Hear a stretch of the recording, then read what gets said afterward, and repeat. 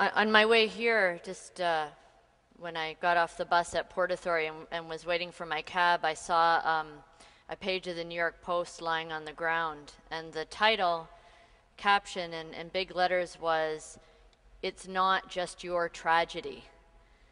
And so I looked closer, and these were some of the words that President Obama said when he went to visit Missouri and to see the survivors of the hurricanes there last week. And I understood the spirit behind that, to tell them that they're not alone and the government will provide some support. But it also makes me a little nervous, because I think we can run into trouble when we claim too much someone else's tragedy. Even though the tragedy of 9/11 certainly affected all Americans and beyond. You know, now whenever I hear an airplane or a helicopter overhead, I look up and see where it's coming from and where it's going. I never did that before. You know, there are so many ways that 9/11 affected me, my family, my faith community. But when I think of this tragedy, I think mostly of the personal tragedies and of the people. I think of the parents who lost children, and the husbands who lost wives, and the wives who lost husbands, and the good friends who lost good friends.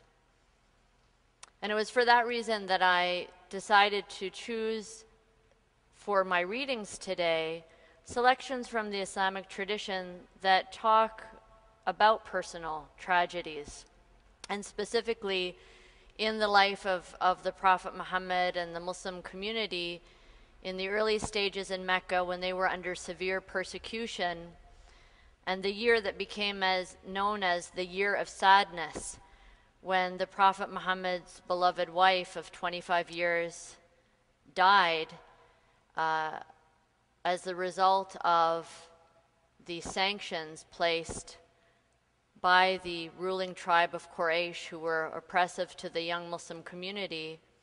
They boycotted the Muslims, they drove them out of town, and so the Prophet Muhammad, his family, and the other Muslims were either camped there with very little resources or had to escape and take refuge in East Africa or elsewhere to escape persecution.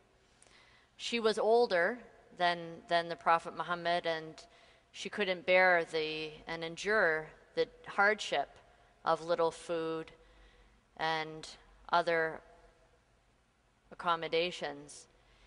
So she died, and she was his first supporter. She was the one who convinced him when he first heard the voice of the angel that he was in fact a righteous and truthful man, and that God would not allow him to be deceived. And then in the same year, the Prophet Muhammad's uncle, Abu Talib, who had adopted him when he was orphaned as a child, also died. Abu Talib, who was not a Muslim, who didn't convert, but was dedicated to the security and protection of Muhammad his whole life, not only as a child, but when he became persecuted by the Quraysh. Since Abu Talib was one of the very powerful chiefs of the city, he was able to extend his tribal protection to his nephew to make sure he wouldn't be harmed by the others. So in 1 year, the two most important protectors for him, his emotional protector, his beloved wife, and his physical protector and also beloved uncle, died. It's a tremendously sad year. And that tragedy was just part of the greater tragedy of many deaths and persecutions of the Prophet Muhammad's followers. And he didn't have time to just sit and be sad and mourn these deaths and to mourn what he had lost, because he was responsible for the community. In the end, all of the others who were being persecuted and killed because of embracing this belief in one God, we're looking to him for leadership. We're looking to him to find a way out of this situation. where would their security come from? And what we see is this really interesting balance between the personal endurance in the wake of physical suffering and a commitment to enduring it, turning to God, leaving this to God, and at the same time being in a position of authority over this community and having the responsibility to protect them. And so when the Prophet Muhammad found a way for this community to have sanctuary, to be part of a political body that would commit to protecting them as a polity, as a people, he brought them then to this new city of Medina. And now with that political authority, they were able to use force to defend themselves. Now I think this is an important story because we have two very different things that I think are often conflated. Being responsible to protect weak and vulnerable people is not the same as blind vengeance. There are people who are given the authority in a community and the responsibility by a community to ensure that the people will be protected. And they need to do that. It is not right to stand back and let the same people commit violence again and again and allow innocent people to suffer. And to that extent, the response to a tragedy that is a measured, ethical, but forceful response to prevent harm is something that certainly in the Islamic tradition is absolutely not only justified but required, because not everyone can defend themselves, and we need those people who we've assigned that authority to step up and make sure they do that. Their reaction, though, needs to be that guided by the ethics and the virtues and the principles of that community.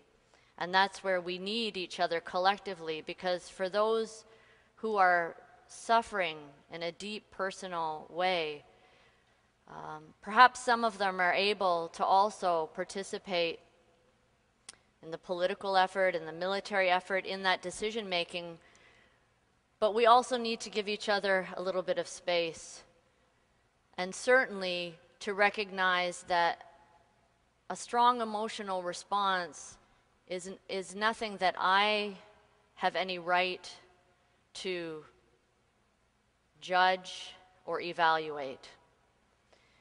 My very good friend, who is the Imam of the largest mosque in Virginia, Imam Muhammad Majid, who succeeded me as president of the Islamic Society of North America, performed a wedding early in 2001 of a young couple. The girl had grown up in America from a Pakistani family, and the couple then both found jobs in the World Trade Center, just a few floors from each other, and they were very happy because they were newlyweds and they could eat lunch together every day. Well, of course, they were killed 7 months later, 7 months into their marriage, in the attacks on the World Trade Center. So 7 months after performing the wedding, Imam Majid was counseling the father of the bride and her family in the wake of this tragedy. Now, the funeral couldn't be performed for 4 more years because it took 4 years for some bone fragments to be identified by the DNA as hers. And so they were brought to the family, and the father asked Imam Majid, I know we're supposed to wash the body of the dead. What do I do with the remains of my daughter? Imam Majid said that he almost couldn't finish that funeral because he was crying so much he thought he wouldn't be able to finish it. Now, when Osama bin Laden was killed a few weeks ago, the family of Shakila Yasmin was interviewed, and her brother said, "I am so happy that he is dead, and I hope he burns in hell." This is a Pakistani Muslim family who said this. Now, I have no judgment or evaluation of what he said. What he said is an absolutely authentic expression of his grief, the family's grief, and I know it's shared by thousands of people in this city and beyond. And so I just wanted to say that in tragedy, there are many dimensions, and I think it's inappropriate for any of us to decide how individuals should respond to tragedy emotionally, spiritually, but it is the responsibility of all of us to decide how we will use our force, the force of our collective wisdom and history and resources to ensure that, or do the best, we can ensure it after all, but to do the best we can to prevent such a tragedy from happening again. And that takes much deep thought,